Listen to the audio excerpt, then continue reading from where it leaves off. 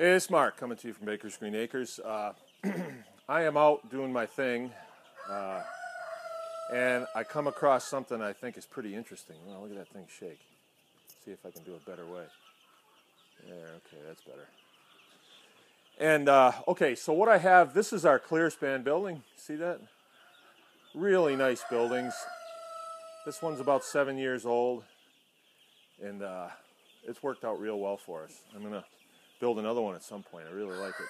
But what I've done is I move our layers in here in the wintertime. See that little house right there? That's on skids. But I'm changing the way I do things. I'm going to keep that in here, and then we're going to make it so the layers can go outside. Layers, it's a whole different story, but we like to have them around because, you know, we like to eat their eggs and stuff. Can't make a lot of money with laying chickens, but they're a good thing to put your name on their carton, you know, when it goes out. It's not bad, but it's not the greatest.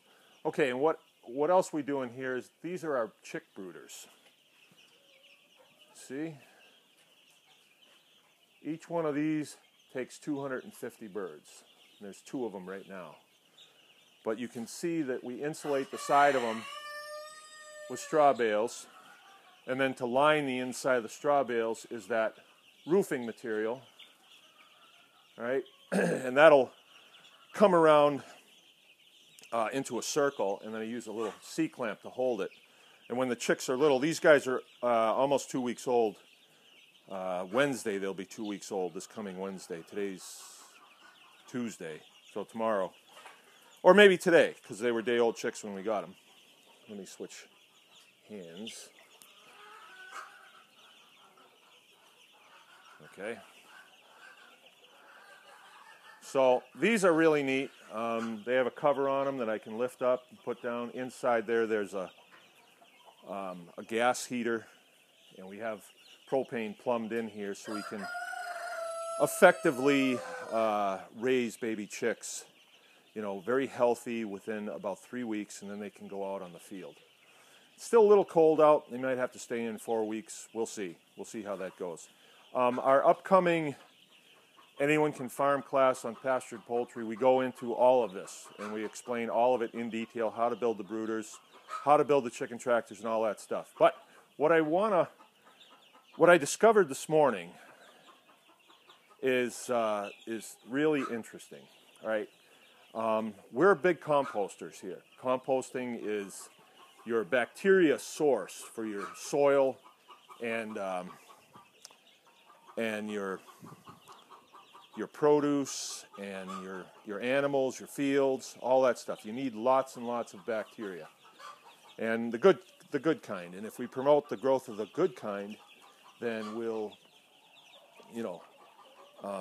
overcome the bad kind. All right, the good kind can survive in the sunlight much better than the bad kind.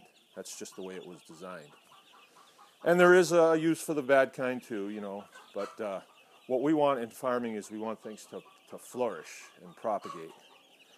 So with these baby chicks, every couple of days, I'll take a scoop shovel in there and just take out some of their bedding that's completely saturated with their urine and feces. It comes out the same hole. It's just like a squirt of poop, and we bed over it, and so it mixes, and we have this concoction of manure and sawdust that looks like this. And instead of just taking it out and throwing it, I pile it up on the floor here, inside, because I want to keep it warm. See that? It looks like a little volcano. I don't know if you can see it on the film here, but there's steam coming out of the top of this. So when I come in here in the morning, it smells like ammonia really bad. And, you know, normally I don't like that smell because that indicates that I don't have enough carbon down. But when I smell it, I know it's coming from this pile. That's great, because I know this pile is working. You know, the bacteria in there is going crazy. And the reason I like that is because we're big composters here, and you should too.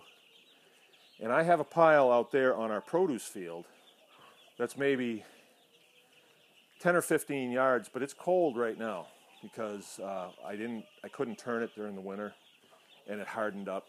And I find that it's not that productive to do in the wintertime anyway, the way I'm set up. But I'm going to want to get that started here. It's April 8th, and we're going to be starting to work those fields May 15th for a May 30th planting. And I'll want to get as much of that compost in as I can. So it's not completely finished, and I want to get it over the top. We put a lot of, like the turkey feathers we put in there from last fall, and we need to get those broken down. And there's a couple of chickens that died during the winter and a couple baby pigs that died, so we want to get them broke down. So this will be my jump starter right here. That'll be my jump starter.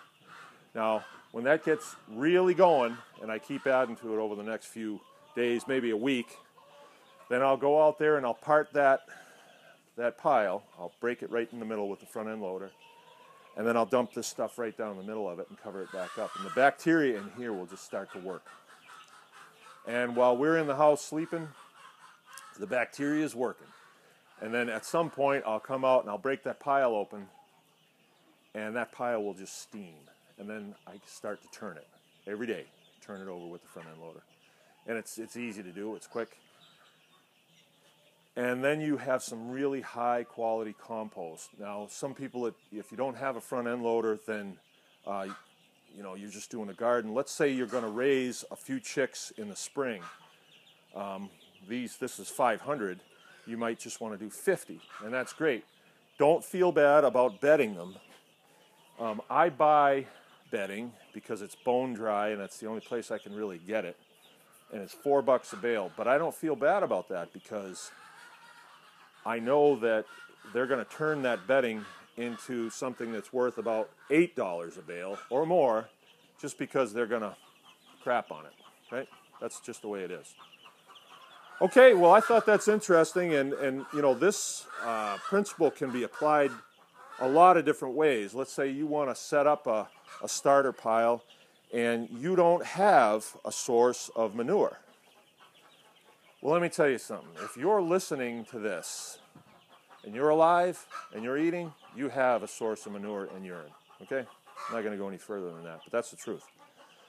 And there's some real good books on that. It's called Humanure. But your manure is no different than a chicken's manure when you get right down to it. All right, well, food for thought. Remember, anyone can farm.